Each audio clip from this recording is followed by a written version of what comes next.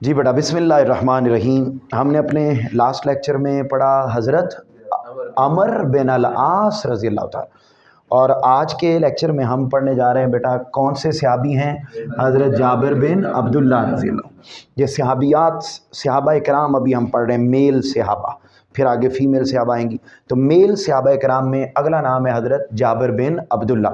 बहुत ही जर्री, बहुत बहादुर, बहुत मेहमान नवाज, हुजूर की हदीस की खिदमत करने वाले और बड़े खूबसूरत पर्सनैलिटी जिनके बारे में हम पढ़ने जा रहे हैं। मेरा पुत्र, पहली लाइन पर आप एज़ यूजुअल पहली हेडिंग क्या लिखेंगे जी? तारुफ। शाबाश। आप रज़ी अल्लाह ताला अन्हु का नाम जाबर और कुन्नियत अबू अब्दुल्ला है। आपकी वालिदा का नाम क्या था? नुसैबा। बोलिए क्या नाम है? नुसैबा। हज़रत जाबिर रज़ी अल्लाह ताला अन्हु के वालिद का नाम अब्दुल्ला था। यहाँ लिखेंगे कबूल इस्लाम। कबूल इस्लाम। बेटे तमाम पर्सनैलिटीज़ के बारे में वही हेडिंग्स हैं जो बार बार हम पढ़ रहे हैं, और मैं चूँकि ये समझाने से रिलेटेड नहीं इसलिए मैं रीडिंग कर रहा हूँ इनकी, ताकि टू दी पॉइंट आप समझ सकें और टू दी पॉइंट ही आप लिख सकें। कबूल इस्लाम। आपने बेटे आप रज़ी अल्लाह ताला अन्हु के दादा अपने कबीले के रईस थे, बादशाह थे। आप बैत उक़बा सानिया में अपने वालिद के साथ इस्लाम कबूल किया उन्होंने।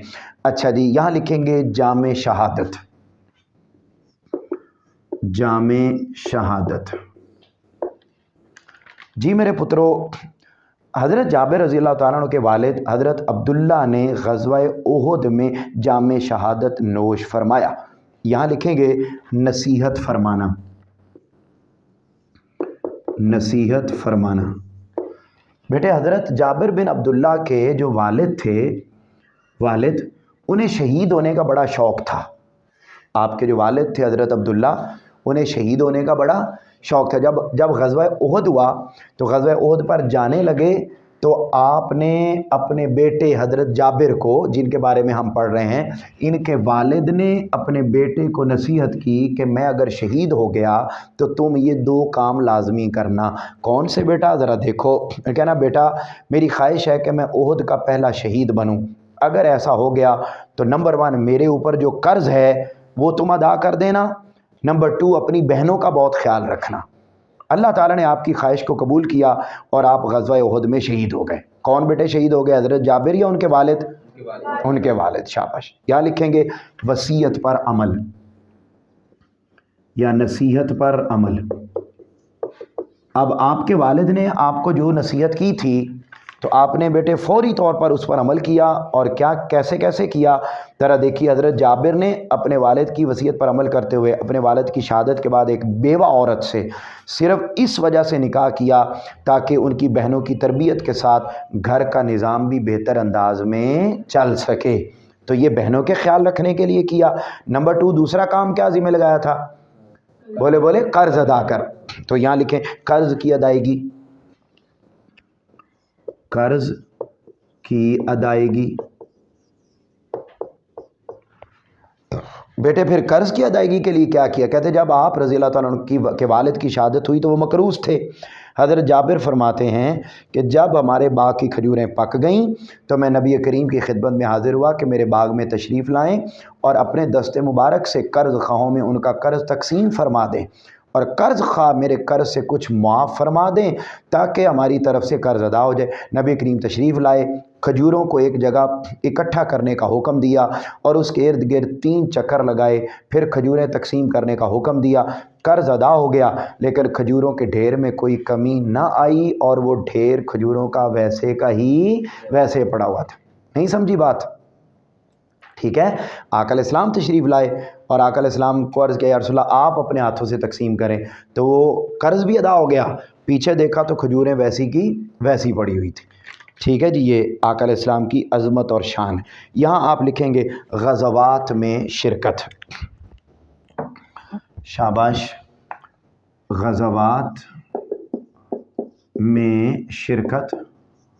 हज़रत जाबिर बिन अब्दुल्ला ने बेटे कई ग़ज़वात में शिरकत की, जैसा कि ग़ज़वा बदर और उहुद में शिरकत का अज़म किया, लेकिन कम उम्री की वजह से ان کے والد نے انہیں اس وقت جہاد میں نہ جانے دیا، لیکن باقی غزوات میں نہایت گرم جوشی کے ساتھ حضور کے ساتھ شریک رہے، اور انڈر لائن کریں 19 غزوات میں آپ صلی اللہ علیہ وسلم کے ساتھ شریک ہوئے۔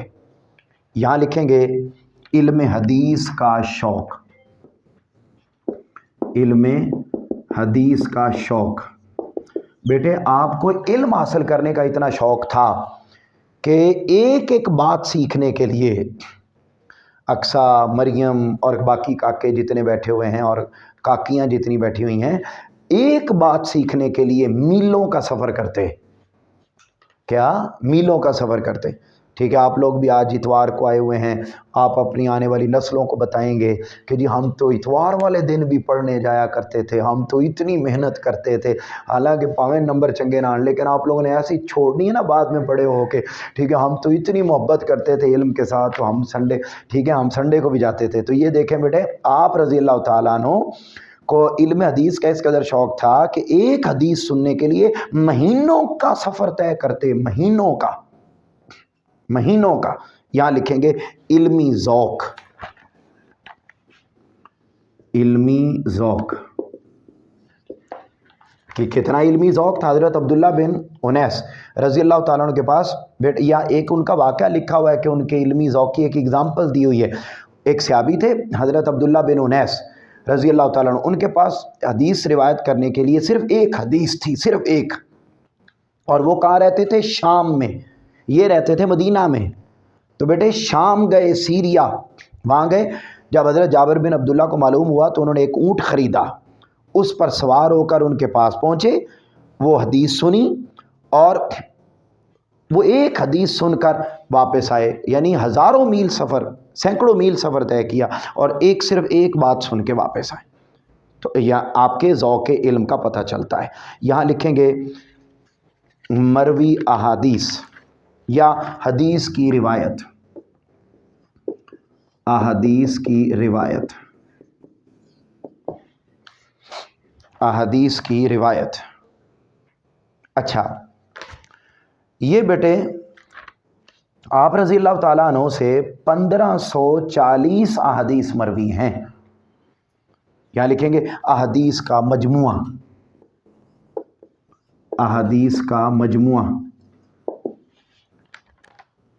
جی آپ نے حدیث کی پوری ایک کتاب مرتب کی تھی جو کس نام سے مشہور ہے؟ صحیفہ جابر بن عبداللہ۔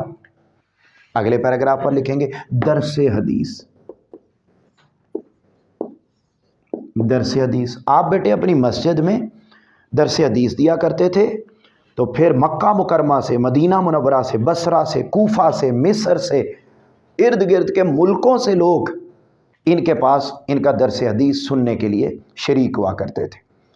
اگلے پیراگراف پر لکھے مسجد نبوی سے محبت، مسجد نبوی سے محبت۔ ان کو بیٹے مسجد نبوی سے بڑی محبت تھی، اور ان کا گھر 1 میل دور تھا مسجد سے۔ کتنا؟ 1 میل۔ تو آپ بیٹے ہر نماز مسجد نبوی میں پڑھتے، تو دن میں کتنے میل سفر پیدل کرتے؟ کم از کم 5 میل، 5 میل یا 10 میل؟ 10 میل آتے بھی تھے اور جاتے بھی، اتنی ان کو محبت ہے۔ آپ رضی اللہ تعالیٰ مسجد نبوی میں نماز پڑھنے کے لیے 1 میل کا سفر طے کر کے آتے تھے۔ یہاں لکھیں گے سادہ زندگی، اگلا پوائنٹ سادہ زندگی۔ انہوں نے بیٹا حضرت جابر رضی اللہ تعالیٰ نے نہایت سادہ زندگی گزاری۔ یہاں لکھیں گے سرکہ کی فضیلت، سرکہ کی فضیلت۔ سرکہ جانتے ہیں؟ ہمارے لاہور میں دادو کا سرکہ بہت مشہور ہے۔ تو یہ سرکہ آقا علیہ السلام نے فرمایا، حضرت جابر بن عبداللہ بیان کرتے ہیں کہ ایک بار چند صحابہ کرام آپ کو گھر ملنے کے لیے آئے، تو آپ کے پاس کیا کچھ بھی اور نہیں تھا، آپ نے ان کو سرکہ پیش کر دیا، اور کیا فرمایا؟ اونچا بولیے، کیا فرمایا بیٹے؟ بسم اللہ سے نوش فرمائیں، سرکہ کی بڑی فضیلت آئی۔ اونچا بولیں، اونچا، دوبارہ شروع سے بسم اللہ سے نوش فرمائیں، سرکہ کی بڑی فضیلت ہے۔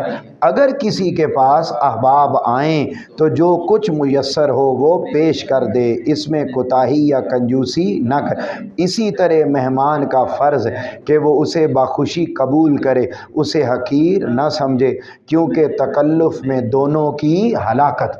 یہ نہیں کرنا چاہیے کہ میرے پاس تو یار ان کے پروٹوکول کے مطابق پڑا ہی نہیں ہے، نہیں، جو گھر میں ہے دے دیں۔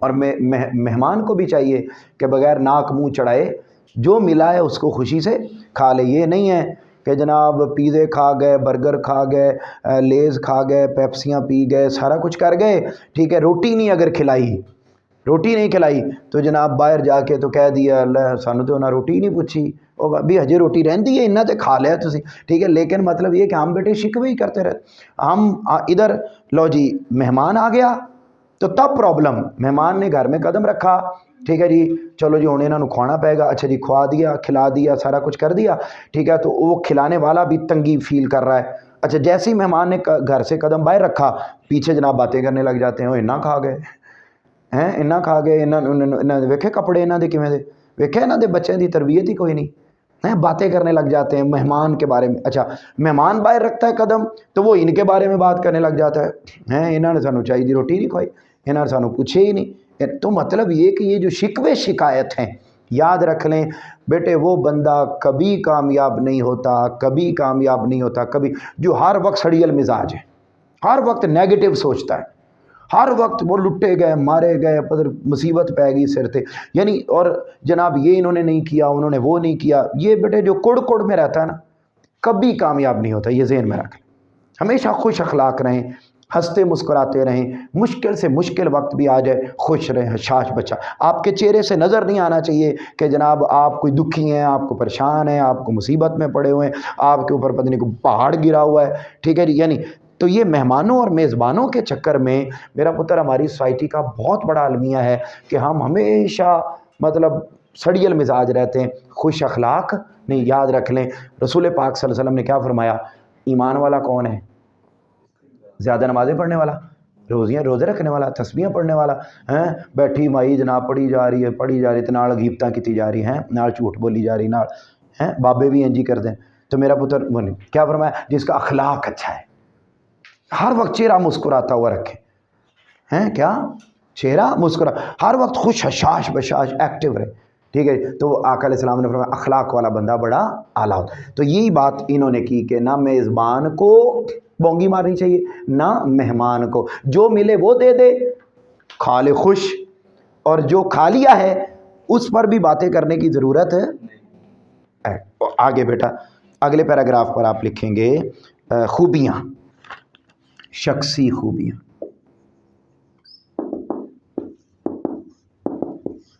شخصی خوبی آپ کے اندر کیا کیا خوبیاں تھیں؟ آپ رضی نہایت استقامت والے، جوش ایمانی، جرت اظہار، امر بالمعروف، اتباع سنت اور اعلیٰ اخلاق کی خوبیوں پر فائز تھے۔ آپ نے غزوات نبی میں بڑی دلیری اور ثابت قدمی کا مظاہرہ کیا۔ یہاں لکھیں گے بیٹے وفات، آپ کی بھی وفات ہوئی ہے، شہادت نہیں ہوئی، یعنی آپ بھی بڑے جرت مند۔ آپ رضی اللہ تعالیٰ کی وفات 74 ہجری میں ہوئی۔ آگے بیٹا دیکھیں حضرت جابر بن عبداللہ کے والد کا نام کیا تھا؟ عبداللہ۔ حضرت جابر بن عبداللہ کے والد کو دفن کیا گیا کہاں؟ میدان احد میں۔ حضرت جابر بن عبداللہ نے جن غزوات میں شرکت فرمائی ان کی تعداد ہے 19۔ حضرت جابر بن عبداللہ کا سن وفات کیا ہے؟ 74۔ حضرت جابر بن عبداللہ سے مروی حدیث کی تعداد ہے، یہ بیٹے غلط ہے یہاں آپشن، یہ 1540 ہے، یعنی وہ لکھی ہوئی نہیں ہے، یہ 540 لکھا ہوا ہے نا پہلا، تو یہ 1540 ہے۔ آپ کی بک کے پیچھے ٹیکسٹ میں 1540 لکھا ہوا، 1540 والا عدد ٹھیک ہے، تو یہ ایم سی کیوز میں غلط ہے، اس کو آپ نے خود یہاں لکھ لیں 1540،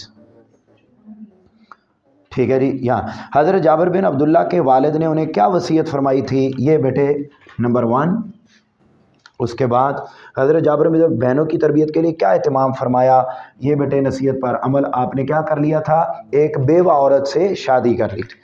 حضرت جابر بن عبداللہ طلب حدیث کا کس قدر شوق تھا؟ یہ میرا پتر دونوں اس کے اندر آ جائے، دونوں، کہ آپ نے وہ پھر شام تک کا سفر کیا اور مہینوں کا سفر طے کرتے۔ پھر حضرت جابر کے نمایاں اوصاف تحریر کریں، یہ آ گیا۔ اور اس کے بعد باجماعت نماز کا کس قدر اہتمام فرماتے؟ یہ بیٹے مسجد نبوی کی محبت، کہ آپ ڈیلی کتنا میل سفر طے کرتے بیٹا ایک نماز کے لیے، یعنی 1 میل آنا 1 میل جانا، اور ٹوٹل 10 میل. بہت سفر ہے، بہت سفر ہے. 10 میل کا مطلب ہے شاید یہاں سے یہ تو ٹھوکر بنتا ہے. ٹھیک ہے جی، یعنی آپ ہربنس پورا لاہور میں کھڑے ہوں اور آپ جائیں ٹھوکر، تو ٹھوکر تک، ٹھیک ہے جی 10، یعنی یہ 22 کلومیٹر ہے نا. تو ایک جو میل ہوتا ہے وہ کم و بیش 1.5 یا 2 کلومیٹر تک کا ہوتا ہے. تو راؤنڈ ٹھوکر نہیں تو جنا ہاسپٹل تو کہیں نہیں گیا. تو یہ بہت بڑا سفر اتنا سفر طے کرتے. کاکا پارٹی یہ مطلب ہو گئی. اگلی ہماری شخصیت کون سی بیٹے؟ حضرت جابر بن عبداللہ رضی اللہ تعالیٰ عنہ. مکمل ہو گیا. ہمارے کیمرہ مین صاحب مکمل ہو گیا ہے. ٹھیک ہے جی.